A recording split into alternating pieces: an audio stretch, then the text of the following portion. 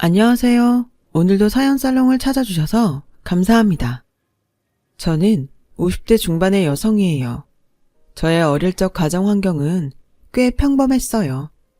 동네 어디서나 볼 수 있는 흔한 단독주택에서 아버지와 엄마, 남동생과 단란하게 살았죠. 아버지는 가난한 집안에서 자라서 자수성가를 하신 분이었어요. 그래서 늘 한자리에 안주하지 않으셨고 주식도 투자하시고 부동산에 투자도 하셔서 큰 돈을 만들어서 제가 고등학교 때는 건물을 몇 개 갖고 있는 건물주가 되셨어요. 하지만 저와 동생한테는 늘 부모님한테 기대지 말라고 하셨어요. 사람이 의존적이 되면 망하는 지름길로 가는 거야. 아빠가 이렇게 먹고 살만하게 만들어서 너희 대학 등록금까지는 뒷바라지 해주지만 20살부터는 자기 용돈은 자기가 벌고 스스로 벌어서 적금도 들어야 한다.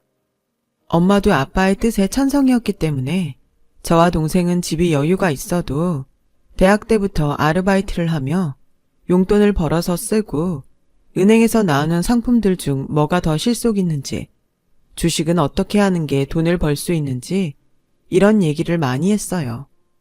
그러다 보니 제 친구들과는 관심 주제가 달라서 자연스럽게 자주 어울리지 않게 되더군요. 저는 대학 때부터 어떤 아이템이 더 돈을 벌 수 있는지 그런 게 더 흥미가 있었으니까요. 단점은 옆에 친구들이 없다 보니 외롭다는 거였죠. 친구들과 어울려 보려고 애도 많이 쓰고 많이들 쓰는 브랜드로 꾸며도 저는 뭔가 어색했고 재미도 없어서 나중에는 포기했어요. 친구들도 제가 끼면 좀 불편해했고요. 그러면서 저는 더 돈을 버는 일에 몰두했고 몇 가지 사업 아이템도 생각해냈지만 다 아버지한테 거절당했어요. 주연이 네 생각은 훌륭하지만 지금 당장 하기에는 무리가 있어. 아빠는 네가 먼저 큰 회사에 들어가서 실무 경력도 쌓고 사업이라는 세계가 어떤 건지 경험을 한 다음에 네 사업을 하는 게 훨씬 좋을 것 같다. 라며 현실적인 조언을 해주셨어요. 저도 아버지 말씀이 맞다고 생각해서 우선 취업을 하기로 했고 다행히도 4학년 2학기 때 한 대기업에 최종 합격하게 됐어요. 저는 기획팀을 가고 싶다고 했지만 배정이 된 곳은 인사팀이었어요. 제가 좀 실망해서 의기소침해 있자 아버지는 인사팀이 얼마나 좋은데 그러냐. 나는 오히려 잘 됐다고 생각한다. 사업을 하려면 기획력, 자금력도 중요하지만 사람을 볼 줄 알고 적재적소에 잘 배치할 줄 알아야 돼. 지금까지 배우지 못했던 것들을 배울 수 있는 좋은 기회라고 생각해라. 라고 하셨고 저는 그 말에 힘을 얻어 회사를 다닐 수 있었어요. 그리고 아버지 말씀대로 인사팀에서도 재미있는 일들이 많았어요. 신입사원 때는 사수가 시키는 대로만 열심히 하느라 잘 몰랐지만 나중에 같이 사원 연수 때 프로그램을 짜고 각자의 성격을 파악하기 위한 설문지 등을 만들 때는 전에는 몰랐던 재미가 느껴지더라고요. 의외로 적성에 잘 맞아서 정말 재미있게 일을 했죠. 그러면서 틈틈이 주식도 하고 적금도 이것저것 쌓여서 일하는 보람도 느낄 수 있었어요. 그렇게 2년 정도 지나고 저는 대리가 됐어요. 부모님도 좋아하셨지만 저는 저 스스로 뭔가 이루어내고 있다는 생각에 굉장히 뿌듯하고 기분이 좋았어요. 그때 저는 신입사원인 한 남자와 만나게 됐어요. 영업팀에 들어온 사람이었는데 나이는 저와 동갑이었어요. 얼굴 윤곽이 큼직큼직하고 호감형이었던 그 사람에게 저는 마음이 설렜어요. 다른 또래 남자 사원들은 제가 사무적이라며 편하게 대하지 못하고 어려워했는데 그 사람은 스스럼 없이 저에게 다가와서 더 그랬던 것 같아요. 여직원들 중에도 그 남자를 좋아하는 사람들이 꽤 있었는데요. 그런 사람이 저한테 상냥하게 대해주니 제가 더 빠져들어간 것도 있고요. 하지만 자신이 없어서 고백은 못하고 그저 그 사람을 바라보기만 했죠. 그런데 그 남자가 먼저 저한테 고백을 했어요. 김주현 대리님, 저랑 사귈래요? 대리님 쪽팔리지 않게 저도 얼른 열심히 해서 대리 달게요. 라며 귀엽게 고백을 하는데 그만 냉큼 그러겠다고 했어요. 제가 마음에 두고 있던 사람이 고백했다는 게 꿈 같기만 했죠. 게다가 회사 내에서 인기가 많았던 신입사원이었으니까요. 지금도 그런 회사들이 있겠지만 당시의 사내 연애는 거의 금기사항이었기 때문에 저와 남자는 비밀 연애를 시작했어요. 그것도 나름 스릴이 있어서 저는 그저 재미있다는 생각만 했죠. 남자에게는 저와 다른 면들이 많았어요. 마음에 드는 신상품이 나오면 저는 그게 정말 필요한지, 어떤 성능이나 기능이 좋아진 건지부터 체크하고 내가 정말 갖고 싶은지 시간을 두고 생각해 보는데 그 사람은 그런 게 전혀 없이 일단 사고 보더라고요. 그리고 흥미가 없어지면 중고로 파는 거였어요. 저는 그런 점들이 너무 신선하게 느껴졌어요. 제가 못하는 걸 한다는 게 좋아 보였거든요. 돈을 쓰는 것에 있어서 마음이 맞지 않아서 티격태격 할 때도 있었지만 거의 제가 지고 말았어요. 어쨌든 저는 그 사람이 자유롭게 돈 쓰는 걸 보는 게 좋았으니까요. 저희 만남은 1년이 넘게 이어졌고 자연스럽게 결혼 얘기가 나왔어요. 저와 남자는 결혼을 하자는데 큰 이견이 없었는데 전혀 생각지 못한 데에서 반대가 나왔어요. 바로 아버지였어요. 아버지는 그 남자가 너무 가벼워 보인다며 반대하셨어요. 아빠는 사람을 한번 보고 어떻게 한다고 그렇게 쉽게 단정하세요. 그럼 너는 저 사람이 왜 좋은데 네 말대로 너랑 성격이 다르고 생활 방식도 달라서 끌리는 거면 정말 위험해. 다시 생각해봐라. 아빠는 이제까지 제 인생 저보고 개척하라고 하셨으면서 왜 결혼에는 보수적이신 건데요. 제가 괜찮다고 하잖아요. 그 사람 통장은 몇 개나 있는지 물어봤니? 적금 들은 게 얼마나 되고. 결혼은 현실이야. 체크할 건 하고 생각해야지. 지금 넌 너무 감정적이야. 하지만 저는 고집을 꺾지 않았고 아버지도 결국은 두 손을 드셨어요. 엄마도 제 결혼이 완전히 마음에 드는 건 아니라고 하셨어요. 그래도 네 말처럼 네 인생 네가 만들어가는 거잖아. 네가 선택한 사람이니 나도 믿고 싶다. 라며 어쩔 수 없다는 듯 말씀하시더라고요. 저는 그런 부모님께 보여드리기 위해서라도 더 잘 살아야겠다고 다짐했어요. 남자 집에 인사하러 갔을 때 뵀던 남자 부모님도 유쾌해 보였고 집안 분위기가 자유분방한 것 같아 부럽기만 했어요. 남자 어머니는 한마디로 호탕한 데가 있는 사람이었어요. 오늘 예비 며느리 온다고 해서 내가 땡땡 호텔에서 음식 좀 맞춰봤어. 돈은 이럴 때 팍팍 쓰는 거야. 라는데 항상 이것저것 따지고 계산하는 엄마만 보다가 기분 내는 날이라며 돈을 쓰는 걸 보니까 시원시원해 보여서 좋더라고요. 생각해보면 제가 너무 엄격하게 자란 탓에 그런 모습들을 동경하는 마음이 있었던 것 같아요. 결혼식 때도 남자 집에서 요구하는 게 꽤 있어서 아버지가 못마땅해 하셨지만 저는 보란듯이 제 적금을 깨서 그 돈을 마련해서 해내고 말았죠. 처음에는 그런 저를 말리던 엄마도 제가 제 인생 사는 거라고 하자 더는 아무 말씀도 안 하셨어요. 그렇게 결혼을 하고 정말 행복한 신혼생활을 하게 됐어요. 처음 6개월은 거의 싸우지도 않았고 매일이 재미있기만 했어요. 크게 다툰 적은 한 번도 없었고 자잘하게 싸운 적은 좀 있었지만 심각할 정도는 아니었어요. 하지만 시간이 갈수록 그 사람과 제가 너무 다르다는 건 알겠더라고요. 아버지 말씀대로 돈에 대해 생각하는 게 다르니까 생활 방식에서도 차이가 많이 났어요. 우선 쓰고 보며 즐기는 게 처음에는 재미있었는데 점점 지나치다는 생각이 들기 시작했죠. 그러던 중에 어느 날 갑자기 남편이 사업을 하겠다는 거였어요. 사업? 그럼 회사는 어쩌고? 어쩌긴 사업 시작하면 관둬야지. 내가 왜 영업팀 지원을 했는데.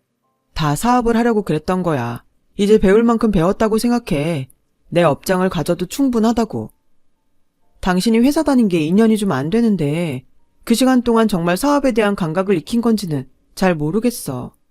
아무리 영업팀 일을 했다고 해도 사업이 만만한 건 아니잖아. 걱정하지 마. 내가 제일 잘할 수 있고 제일 좋아하는 걸 할 거니까. 그게 사업의 첫 번째 원칙이잖아. 라며 요식업을 하겠다더라고요. 남편이 미식가에 먹는 걸 좋아하고 맛집 찾아다니는 것도 좋아했지만 좋아하는 거랑 사업은 엄연히 다른데 괜찮을지 불안했어요. 제가 그런 말을 하자 남편은 대뜸 우리 아버지를 만나겠다고 하더군요. 아빠는 왜? 우리 아빠는 요식업에 대해서 아는 게 없을걸? 그것 때문이 아니라 사업장 때문에 그래. 라며 아버지 건물에 새를 들고 싶다고 하더라고요. 아버지가 혈육이라고 해서 뭘 봐주시는 분은 아니라 걱정이 됐지만 일단 남편과 같이 아버지를 만났어요. 자네 뜻은 잘 알겠어. 하지만 내 사위라고 월세를 깎아주거나 그런 일은 없을 거야.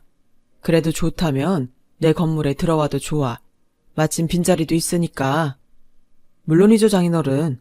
저는 거기 입지가 좋아서 말씀드린 겁니다. 라며 시원시원하게 말하길래 저는 다행이다 싶었어요. 그런데 집에 와서는 남편 말이 달라지더라고요. 당신이 왜 그렇게 돈하고 융통성 없는지 알았다. 저런 아버지 밑에서 자랐으니 오죽하겠어.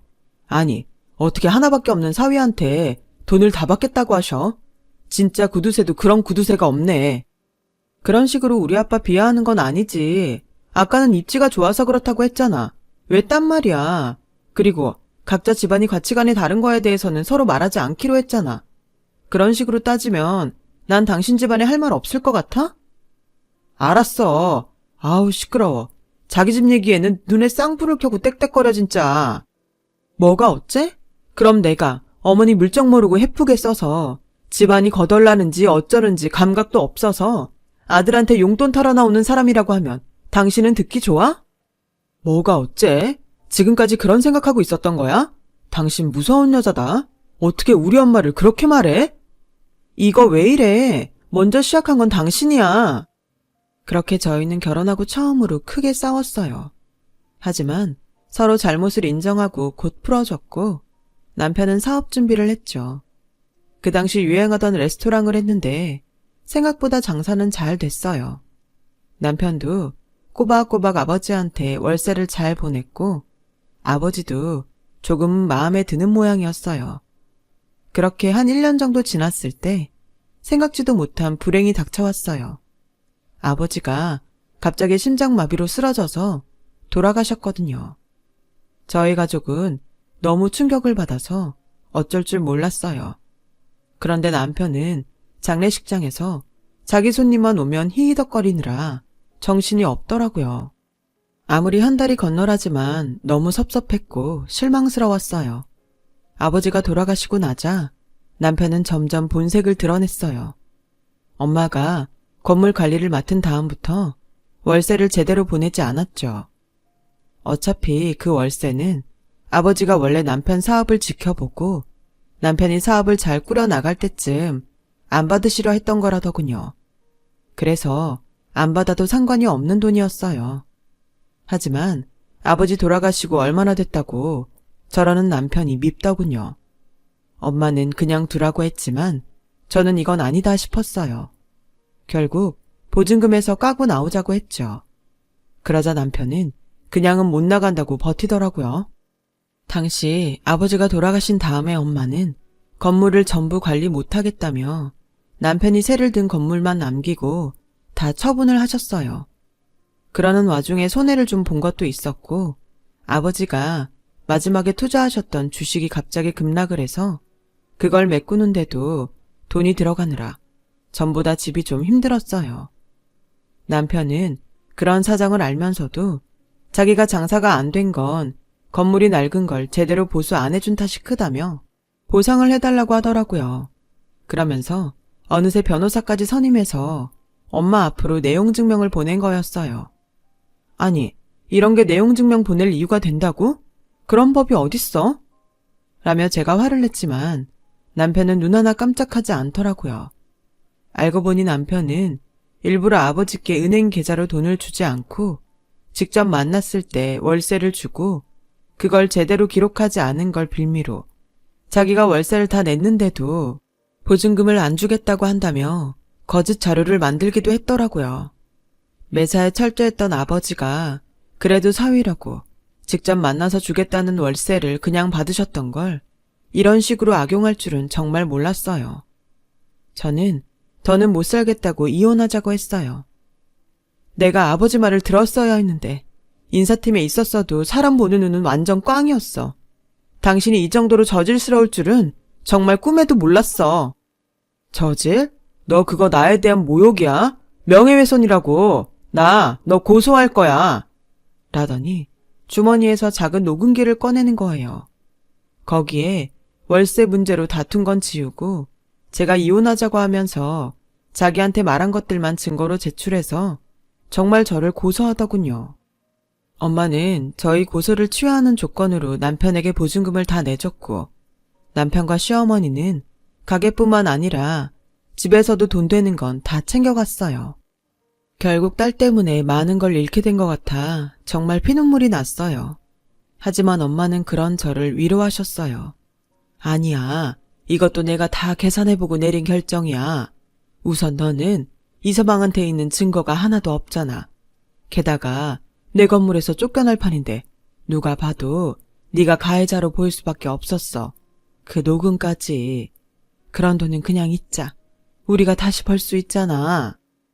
며칠 지나고 나니 정신이 좀 또렷해지더라고요. 뭘 해야 될지도 알겠고요. 미국에서 박사과정을 하고 있던 남동생과 통화해서 서로 자금이 어느 정도 있는지 확인을 했어요. 그리고 적금 하나를 들어서 둘이 돈을 반반씩 내기로 했어요. 주식도 좀 더 공격적으로 투자하기로 했고요. 전 남편은 잘 모르는 게 있었는데 저희 집안 사람들은 끝까지 내놓지 않는 돈주머니가 있다는 거였죠. 그게 아버지가 저희한테 가르쳐 준 거기도 했고요. 그 사람들은 엄마가 건물도 팔고 어렵다고 하니 우리 집이 망한 것처럼 보여서 저런 식으로 뒤통수를 친 게 분명했어요. 하지만 저도 그렇고 엄마나 남동생도 끝까지 이 돈을 써야 하나 내줘야 하나 계산을 하고 있다는 걸 모른 거죠. 저는 이전 회사에 다닐 때 사수였던 분의 도움으로 중소기업에 취직을 할 수 있었어요.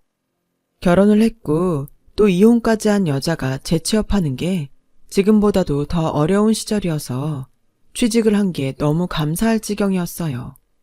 저는 인사 업무에 격리나 잡무 같은 일까지 틈틈이 해야 했지만 이를 악물고 회사를 다녔어요. 엄마는 아버지가 갖고 계셨던 교회에 부동산 자리를 대기업 건설회사에 비싸게 팔았어요. 그 자리에 고급 빌라를 짓는다고 하더라고요. 엄마는 나머지는 지금은 그냥 은행에 저축해 두겠다고 하시더라고요. 저는 회사를 다니면서 번 돈으로 남동생과 든 적금을 꼬박꼬박 부었고 주식도 열심히 했죠. 그리고 마침내 저희가 원하는 만큼 돈이 모였을 때 동생도 귀국을 하게 됐어요. 동생은 오자마자 유명한 대학의 연구소로 가게 되었어요. 저와 동생은 적금과 갖고 있던 돈, 그리고 주식을 전부 합쳐서 엄마의 도움을 조금 받아 큰 돈을 만들어서 계획했던 일을 하기로 했어요. 바로 전 남편이 지금 새들고 있는 건물을 사는 거였어요. 그 건물주는 처음에는 팔지 말지 고민을 하더라고요. 그도 그럴 게 자리가 꽤 좋은 데였거든요. 미래 전망도 있었고요. 저희가 시세보다 좀 더 많이 쳐주겠다고 하자 계약서에 도장을 찍더라고요. 아, 그런데 조심해야 될 세입자들이 있어요. 2층에 있는 일식집하고 1층 가운데에 있는 설렁탕집인데 2층은 아들이 하고 1층은 그 엄마가 하는데 아주 지독해요. 내가 진짜 그 두 집에는 제대로 월세를 받아보질 못했네. 보증금도 얼마 안 남았으니까 내보내려면 내보내세요. 근데 쉽게 나가지는 않을 거예요. 나도 아주 골치 아팠다니까. 라는 전 주인 말에 저는 그 사람들이 전 남편과 시어머니라는 걸 직감했어요. 아니나 다를까 제 예감이 맞더군요. 저는 2층과 1층 가운데에 있는 식당이 전 남편과 시어머니가 운영하는 걸 확인 후 전 주인한테 받은 자료들을 토대로 동시에 내용 증명을 보냈어요. 그랬더니 저한테 전 남편이 연락을 했더라고요. 전 남편은 제가 누군지 모르고 무조건 만나자고 하더군요. 제가 엄마와 같이 나타나자 전 남편과 시어머니는 그야말로 얼굴이 굳어서 한동안 멍하니 있더라고요. 제가 이 건물 새 주인이에요. 저도 구면이고 우리 엄마도 구면이죠. 동생은 학교 일 때문에 같이 못 왔어요. 보자고 하신 건 뭐 돈 문제가 해결돼서 그러신 건가요? 아니면 전 볼 이유가 없는데요. 라고 하자 둘은 잠시 대답이 없더니 전 시어머니가 먼저 입을 열었어요. 사부인 오랜만이에요. 그동안 잘 계셨어요? 먹고 사는 게 바빠서 격조했습니다. 제가 왜 그쪽 사부인입니까? 그런 사이 끝난 게 언젠데요. 그 지겨웠던 사돈관계였을 때에도 저한테 안부 전화 한 통 없던 양반이 이제 와서 왜 격식을 차리시는지 모르겠네요. 라며 엄마가 냉정하게 말하자 전 시어머니는 다시 입을 다물었어요.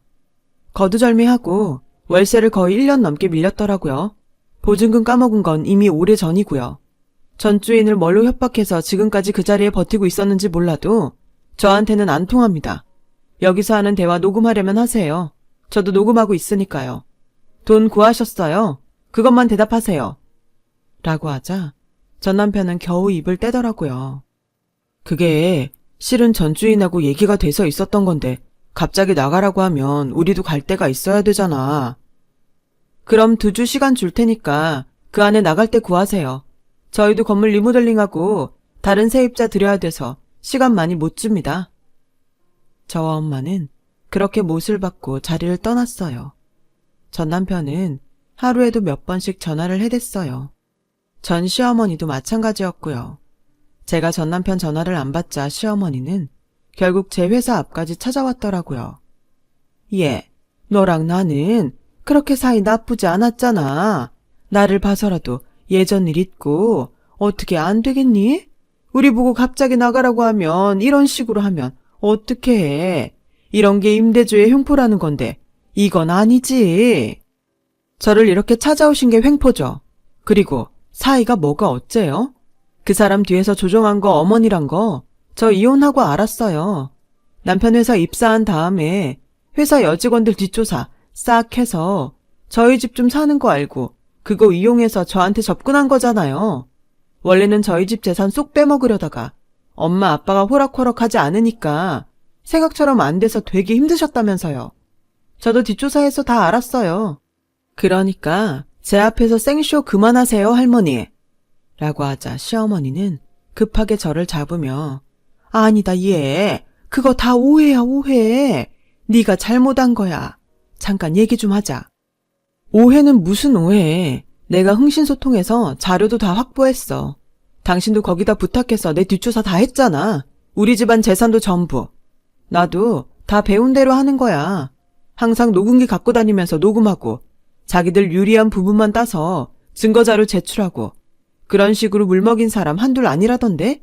어디 나랑도 한번 붙어보고 싶으면 해보시던지. 내가 예전처럼 호락호락할 줄 알아? 라고 하니 그제야 물러나더라고요. 하지만 전 남편은 포기하지 않고 저를 또 찾아왔어요. 주연아, 너 진짜 이러는 거 아니야.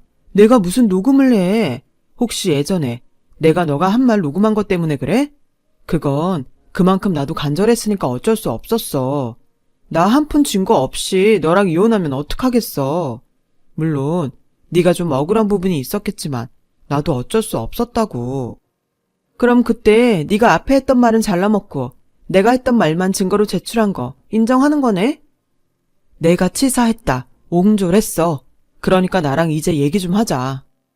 라길래 저도 녹음기를 꺼내서 보여줬어요. 네가 다 인정했어. 그러니까 약속한 날짜에 안 나가기만 해. 이걸로 너 사기죄로 고소해버릴 테니까. 고소가 얼마나 골치 아픈지 네가 더 잘 알지? 맨날 하던 짓이니까. 어디 이번엔 네가 독박 써봐. 라고 하자 전 남편은 제 앞에서 싹싹 빌기 시작했어요.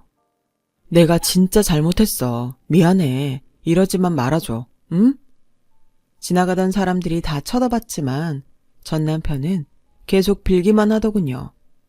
그럼 제 날짜에 나가세요. 지금까지 안 낸 월세, 보증금 까고도 모자라는 거 다 내고요. 알겠어요? 뻔뻔한 세입자 양반? 라고 하자 전 남편은 더는 아무 말 못하더군요. 전 남편과 시어머니는 결국 보증금으로 해결 못한 월세까지 다 내고 가게를 비워주고 나갔어요. 그 후에 두 사람 소식은 못 들었고요. 집을 팔고 이사 갔다는 얘기만 들었네요. 그렇게 거의 6년이 걸렸어요. 그것도 부모님의 가르침이 있었기에 가능했죠. 남동생과 엄마께는 그때 일이 고마워서 저는 지금도 계속 은혜 갚는 마음으로 살고 있답니다. 누군가는 상처를 잊고 사는 게 나를 위한 길이라지만 저는 꼭 한번 그 사람들에게 되짚어주고 싶었고 지금도 그 후련함엔 후회가 없습니다.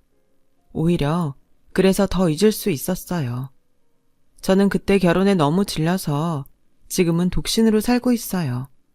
엄마와 같이 살고 있어서 그런지 지금도 외로운 걸 모르고 지내고 있네요. 여기까지 제 얘기를 들어주셔서 감사하고요. 모두 행복한 하루 되셨으면 좋겠어요. 좋은 시간들 되세요.